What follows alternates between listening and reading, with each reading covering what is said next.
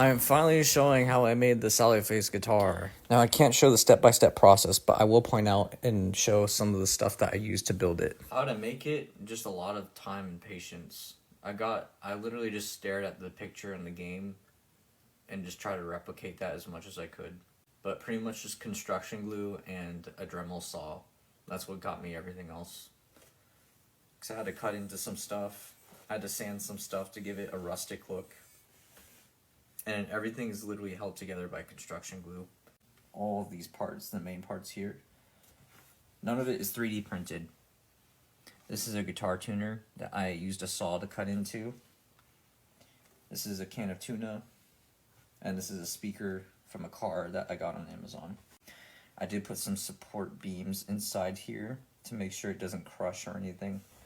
Now, most importantly, I got these sheets of acrylic plexiglass. I used my Dremel saw to cut them into the shapes of what you see here, just by tracing it.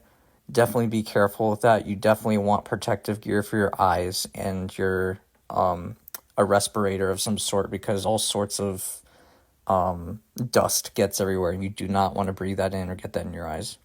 So there's just a lot of meticulous little things that I tried to do. I also made sure to super glue the hell out of all of this so it doesn't even budge.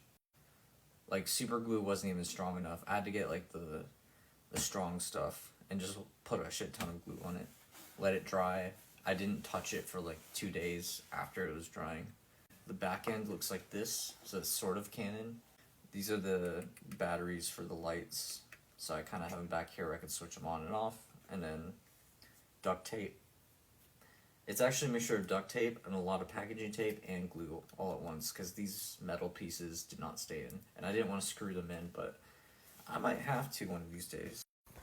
And here's that metal wrap that I used around the guitar. You can actually cut this pretty easily with some regular scissors, and then I just sawed off some of the parts I needed off. Then after that, I wrapped it around the guitar and then just glued it on and held it down with the tape at the same time so that it would stay. Finished product.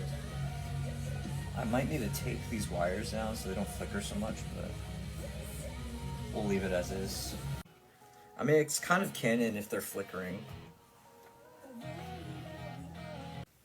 The palm muting isn't as awkward as you would think. It's more awkward. Like, I purposely made this super flat so that my arm can go over it. That's the more awkward part. So that combined with this here, so there's not a whole lot of wiggle room. So I just try to be careful. This guitar itself is kind of restrictive, but once I start playing, I'm good. But palm muting is fine. The speaker's not in the way. It's just this guy. I have to get used to having my arm resting on it. Naturally, this will rub off from my arm, so I have to redo it every now and then.